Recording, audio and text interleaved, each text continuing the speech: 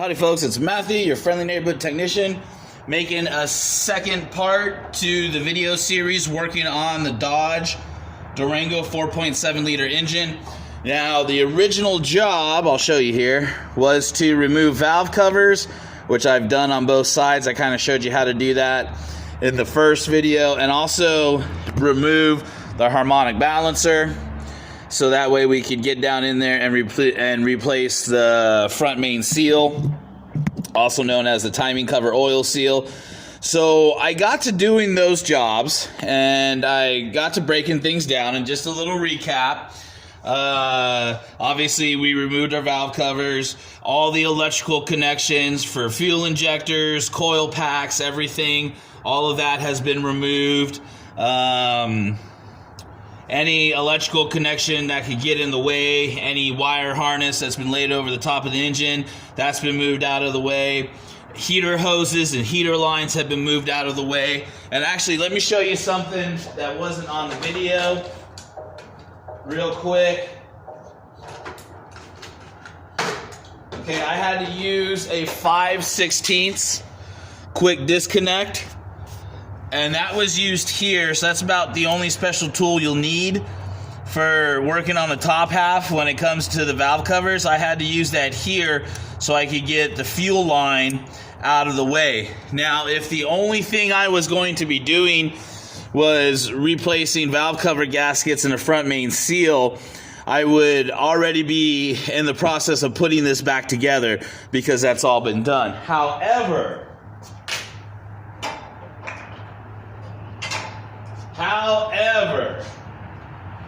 while I was doing this job, while I was taking things apart, one of the first things I noticed was, because the PCV valves and stuff have to come out and off, was, hopefully we can get some good focus here.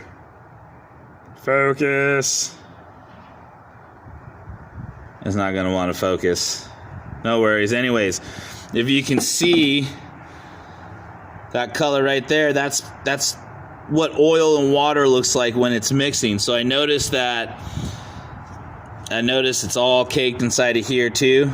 Now if you watched the first video, you saw that the PCV system was kind of messed up. So yeah, if you notice, I've got that there, and then I also have it in the oil filler cap. First of all, let's see if you can see it. There's a little bit down in there. I've already kind of wiped it up. Okay, but most importantly, there's a lot inside of there. Okay, and so that concerned me a little bit. I was worried that we might have a blown head gasket, but here's the thing. This vehicle came in running. It did not have any complaints that would even make me begin to think it's a blown head gasket. Okay, nothing like that. So I started looking for signs and symptoms, because when I found those issues, I already had the engine broken down, so I couldn't, waste the time to put it all back together and check for a blown head gasket. That doesn't make any sense. So I started looking for physical signs.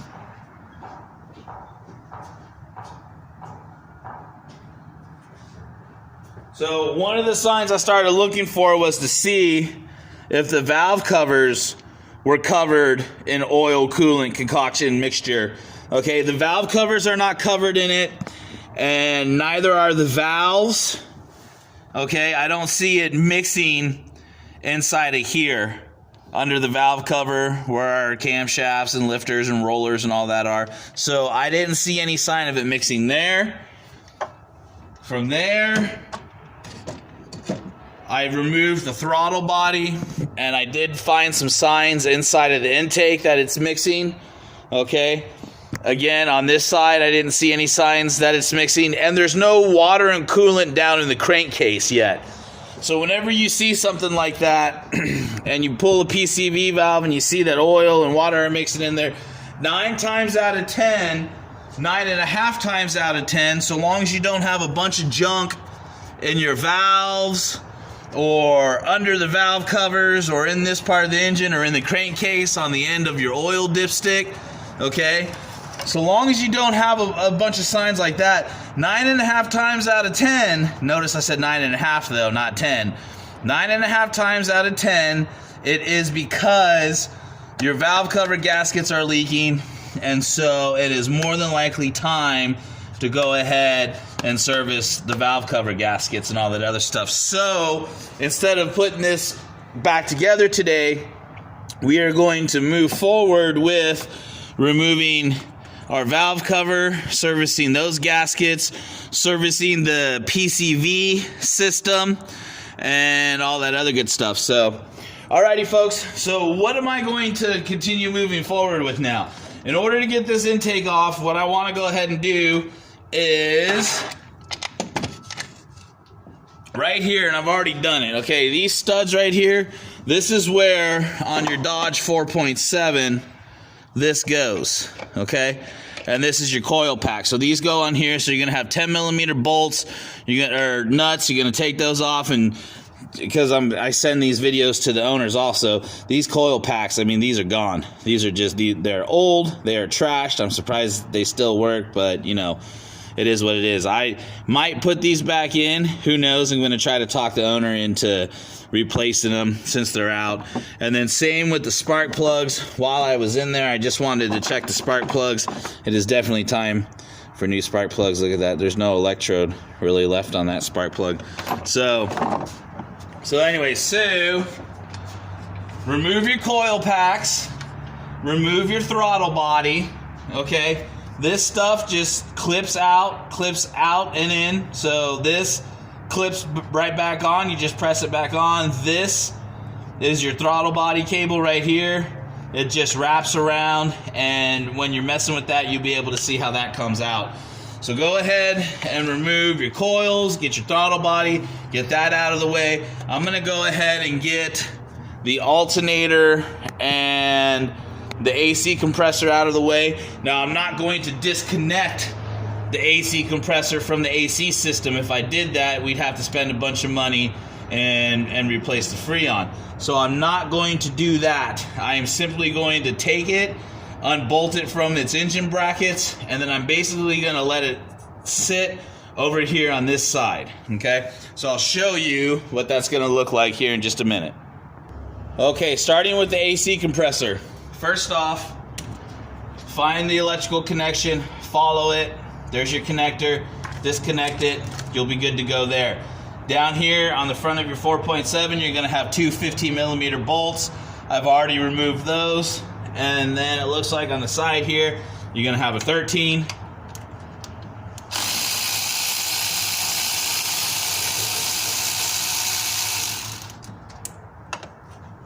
Okay, because it is wedged in here by this 15 millimeter bolt, it may not come right out, so you may want to go grab a pry bar.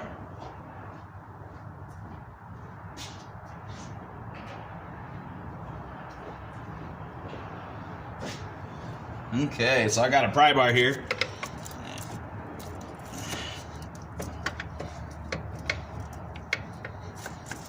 Now, when you're prying on stuff like this, like, definitely be careful.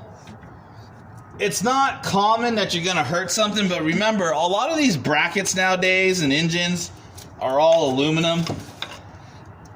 So you do kind of want to be paying attention to what you're prying against, because you don't want to damage something or break something. And when it comes to this aluminum cast stuff, it's easy to break stuff. So an example of what might break are like one of these ears right here. I've been prying on stuff before and broke one of those. All right, so now that is out of the way. So here's what we're gonna do. We're not gonna force it. We're gonna kind of just let it naturally set and rest where it wants to. That way we don't mess up these lines. So as you can see, this air compressor is gonna set and rest right here for us.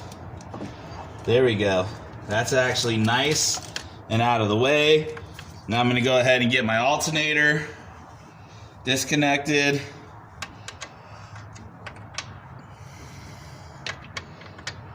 And it looks like we're going to have three 15 millimeter bolts down in front. Okay. So there's going to be one.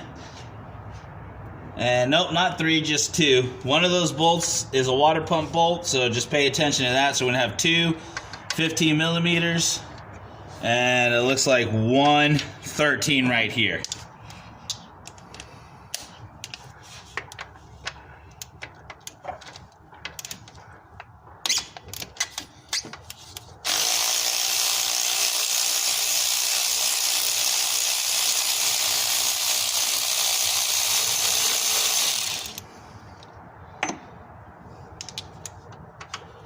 Okay, so two 15 millimeter bolts on each side.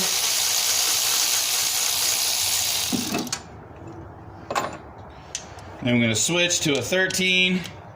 We got a 13 right here. All right.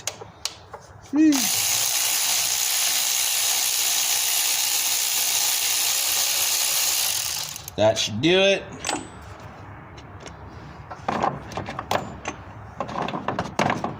Give it a little wiggle, see if it's even. Yep, there we go. Okay. And nope, don't need any pray bar. You know what? You could probably call this a pray bar. Anyways, what I meant to say was it does not look like we need any pry bar persuasion. So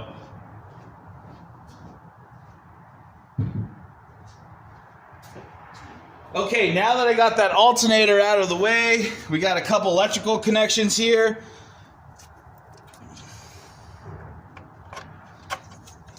And now this is actually going to allow us to take our electronics here and just move them completely out of the way. There we go. Okay, so what's next? It looks like the next thing we really need to focus on getting off and out of here is going to be our throttle body connections. Those look like they're going to be 10 millimeter and 8 millimeter. So let's go grab those.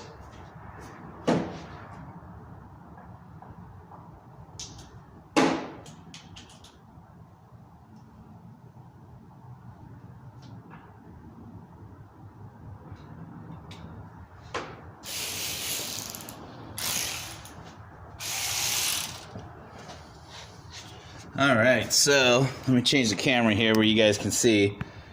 So now I'm going to remove my bracket that holds my throttle cables. Alright, and as you can see where I'm at, we've got a 10 millimeter here.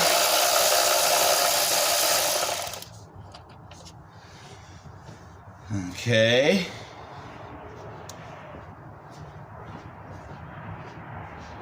It looks like we got a 10 millimeter on the top. Nope, 8. So that's an 8 millimeter up top there.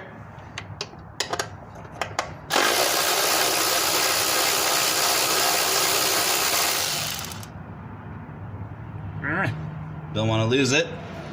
All right. And that should be it. So that lets our oil dipstick get out of the way. And what are we missing? Aha! Okay. We've got one right here in the back that is going to be hidden. That feels like an 8 millimeter. Let's see if we can get in there.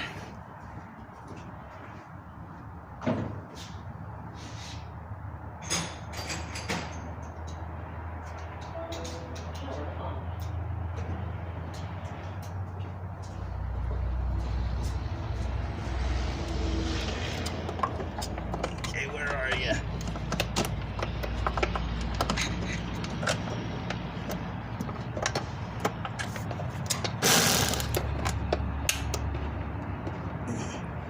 Okay. Gonna need to grab a different tool.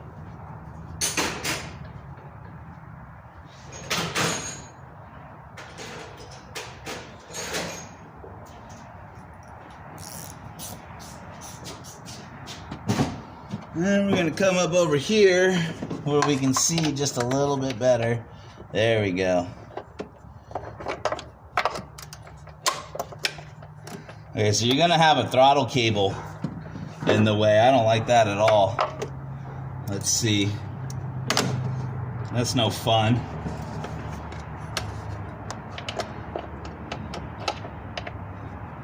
Yep.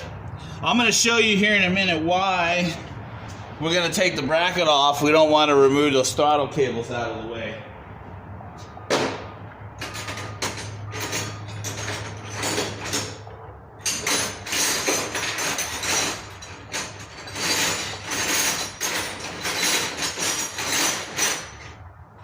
Alright, so looks like for this one back here, this one 8mm back here that you're going to find, you're just going to go old school, old fashioned, get you an 8mm wrench.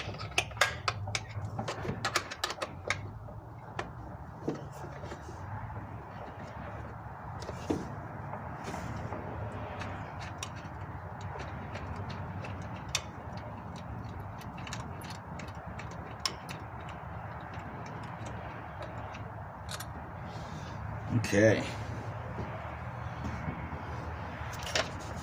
And now we can remove our throttle cable here. Okay. Just kind of get that up out of the way. Alright, so that's going to sit up there now.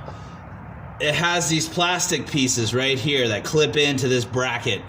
Those plastic pieces are very easy to break. And oftentimes, as you can see, it just sits up here. You can even get you a piece of bungee cord or zip tie or something and keep it up here like this. If you can avoid removing the cables out of the bracket, you will be in much better shape and extremely happy. Now, to clear this, when I need to lift up the intake, I'm just going to take it and bend it and wrap it around. Okay? You're not going to hurt or break anything doing that. You'll be able to put it back where it needs to go. And now you've got the room that you need to work and clear everything out of there. So now that we've done that, it looks like our next step is going to be to get the fuel rail pulled. Okay, so here's our fuel rail right here. So our next step is going to be to get that pulled. Okay, and so to remove the fuel rail, you've got 8mm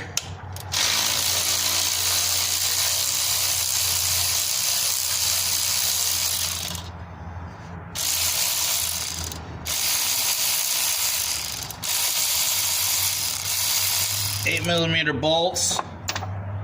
You have 4 of them that need to come out. I think my extension I'm using is a little overkill.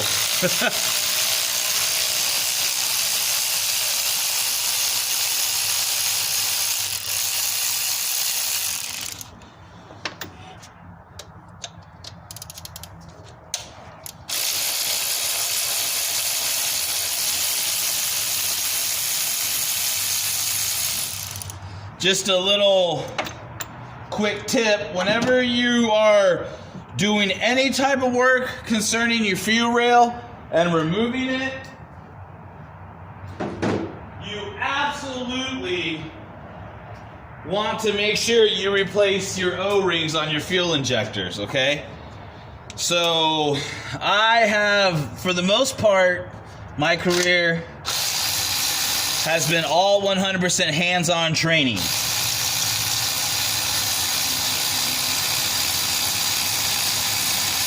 Okay, I started working in dealerships. I did dealership programs. I did shop programs and all that other stuff. One of my mentors in this industry, my most recent mentor,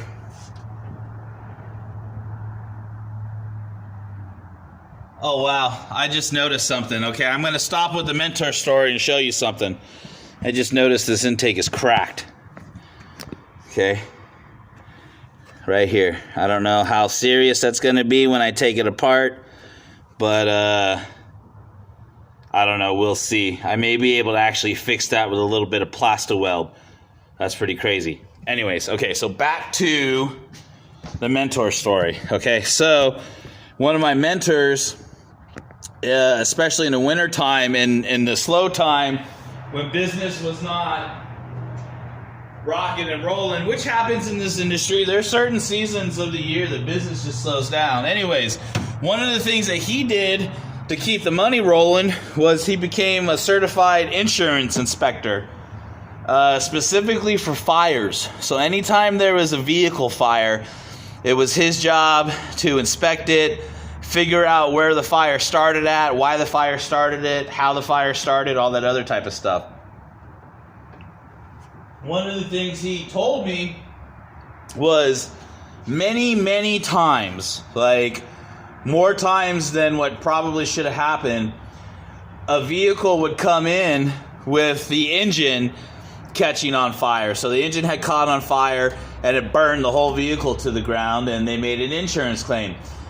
He explained to me that just about every time it had something to do with an engine catching fire, they would find out during their investigation that somebody had been in there within the past 6 to 12 months and replaced fuel injector O-rings. Okay? Replaced fuel injectors, but did not replace the O-rings. And so what would happen is, what he explained to me is that people would reinstall their fuel injectors with the old O-rings, and they would become torn, or they'd get a hairline tear in it, like something that you wouldn't even be able to see, and it would cause just the ever so slightest leak. And over time, over 3, 4, 5, 6 months or so, it would get worse and worse, and then eventually one day it would leak gas everywhere and the engine would catch on fire.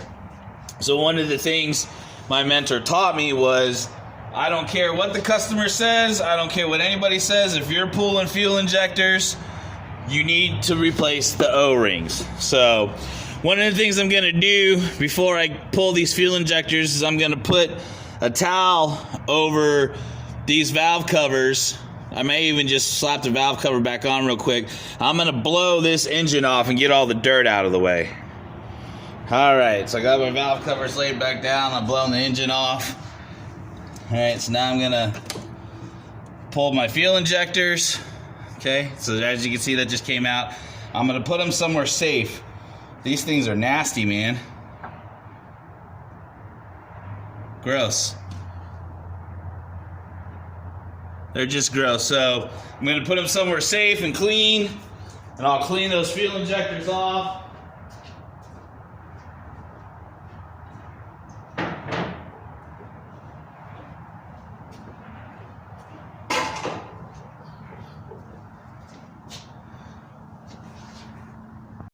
All right, and so now we're pretty much just down to getting the intake off.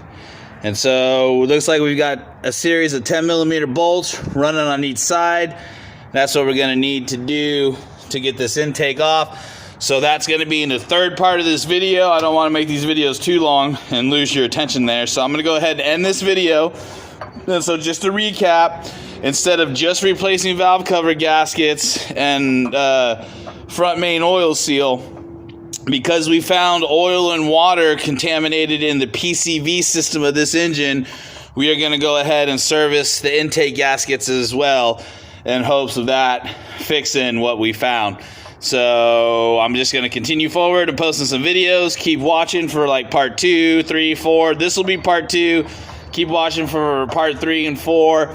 If you guys are watching this video and you have any questions about projects you're working on or anything you got going on, shoot them to me in the comments. Let's trade emails. Let's trade phone numbers. I really enjoy helping you guys out. Also, I want to say thank you to the guys and gals and people that are commenting on my previous videos when somebody is asking for help. I noticed some of you guys are stepping up to the plate and helping them. And I really appreciate that. I can't always answer every question, and I just think it's neat that we are creating an online community where people can come, watch videos of cars being repaired, ask questions, and maybe even figure out how to do it themselves and save some money. So, alrighty, folks. Well, thanks for your support. Don't forget to like and subscribe. This is Matthew, your friendly neighborhood technician, signing off.